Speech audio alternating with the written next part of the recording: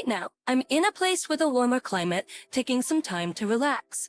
The past few months have been tough for me. I've been dealing with post-traumatic stress and depression, which has been challenging. I really feel the need to share my thoughts and feelings, but I don't feel comfortable talking to anyone I know. So here goes nothing. Let me give you some background. I'm in my mid to early 30s, and so is my wife. We're both successful professionals. We've been married for over 4 years, and together for more than 5 years. We have a 3-year-old son. Until now, I've always been happy and trusted my wife completely. I've always been supportive of her spending time with her friends. However, this time was different. My wife went on a 3-day girls' cruise with a large group, most of whom were single. Her roommate on the cruise was married and had a little boy, so it seemed like they would be responsible. But as it turns out, the roommate had just found out about her husband's months-long affair. I later learned that she went on the trip to let off some steam and cope with what she had found out. I wouldn't have known all of this if I hadn't checked my wife's phone. As I mentioned before, I trusted her, and we both knew each other's passwords. I'd never felt the need to look through her messages. About 2 months after my wife came back from her cruise trip, we attended a party with some of my family and friends. Since my wife's phone took the best pictures, we used it to capture most of the moments. Later, when I got home, my family kept asking for the pictures. My wife was in the kitchen with our 3-year-old, so not wanting to disturb her, I decided to check her phone's photo library to find the pictures. There were so many photos, and to make it easier, I decided to send them through WhatsApp. After sending the photos to my family, for some reason, I continued scrolling through my wife's WhatsApp photo library. As I scrolled, a video caught my eye.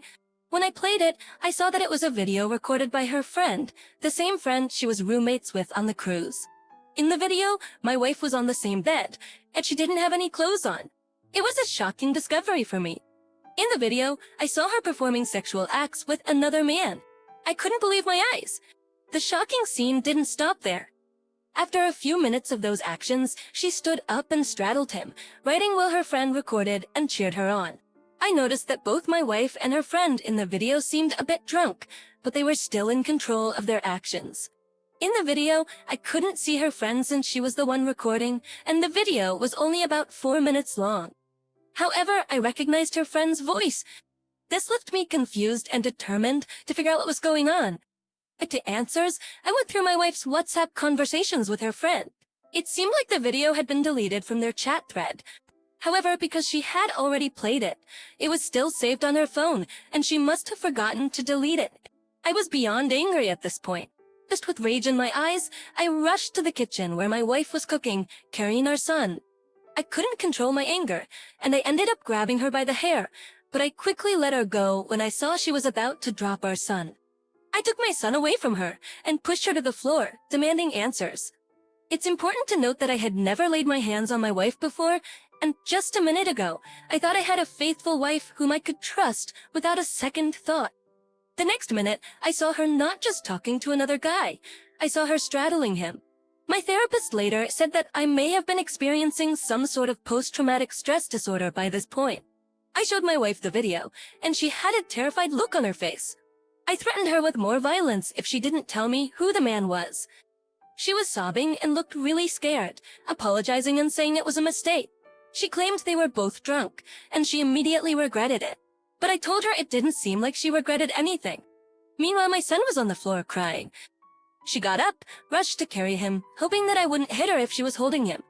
But I continued to follow her, yelling at her to tell me who the guy was and explain what happened. She explained that during the cruise trip, she and her friend got drunk after seeing a show and then brought one of the male employees from the cruise into their room and slept with him. I couldn't believe she would do this to me. Or not, she violated the trust I had in her. I wanted to tell her to leave the house in the middle of the night, but I felt stuck because I had no one to take care of my son. I was so hurt that I knew if I stayed in the house, I might lose control of my emotions and do something terrible to my wife. In that overwhelming moment, I grabbed my keys and drove away without any specific destination in mind.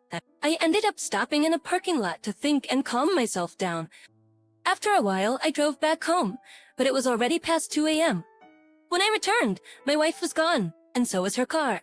She had taken some of her belongings and left with our son. There was a note she left behind, apologizing and explaining that she left because she was scared of what I might do to her. I couldn't blame her, considering how aggressively I had acted, regardless of whether it was justified or not. I couldn't reach out to her because I still had her phone. In an attempt to have evidence of the video and the chat thread for the impending separation, I forwarded the video to myself, along with the conversation she and her friend were having about the video. That night, I spent alone in my house, reflecting on the events that had transpired. Reflecting on where things went wrong, questioning why I didn't see it coming, and wondering how she could act normal as if nothing had happened. I kept thinking that maybe this had happened multiple times in the past. Finally, I concluded that it wasn't my fault. Those were the last thoughts on my mind until the alarm clock woke me up. Time to go to work. I left her phone on the living room table, hoping she would come back to pick it up. I suspected where she might have gone, but I didn't want to involve more people and make our situation even more embarrassing. I knew I had to leave the house, fearing that if she didn't return, my son might be at risk. At work, I couldn't concentrate, but I pretended to be okay to hide my anger and frustration. I left home early, and when I returned, my wife was home with my son. By then, I was much calmer, and she kept apologizing to me. It seems like when I came home, she was planning to leave because she claimed she was terrified of me and hadn't seen me like this before. That's how she realized the extent of the hurt she had caused me. It turned out that she had talked to the friend who recorded the video, and the friend suggested she give me some space. According to her, she was taking her belongings and her son to stay at her friend's house. I didn't say much at that moment. I just told her to do whatever she wanted, as she had been doing so for an unknown period of time. After 2 days of her being gone, I felt ready to talk. I wanted to understand where I had gone wrong. When I asked her, all she could say was that it was the influence of her friend trying to cope with her husband's infidelity, and the alcohol played a part in it. She claimed she would do anything for me to forgive her. She insisted that she had never done something like this before, but I found it hard to believe given how much trust I had in her. She suggested we go to marriage counseling, but I was skeptical. The image of her with another man was still vivid in my mind, and I doubted if counseling could erase that. A few days later, I allowed her back into the house, but I couldn't stop pressing her to understand why she did it. She kept mentioning how her friends shared stories about her husband carrying on a 2-year affair, and it made her believe that all men cheat. Her friend built up this idea that it was their turn to let loose.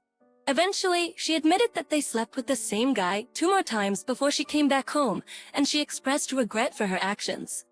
It turned out that the incident her friend recorded was the second time they were involved with the same guy. Over the next 2 months, I struggled to reconcile for the sake of my young son. However, it proved to be a challenging task. Each day became more difficult than the last. I couldn't eat properly, sleep became elusive, I couldn't go to the gym for my regular workouts, and I found it hard to concentrate at work.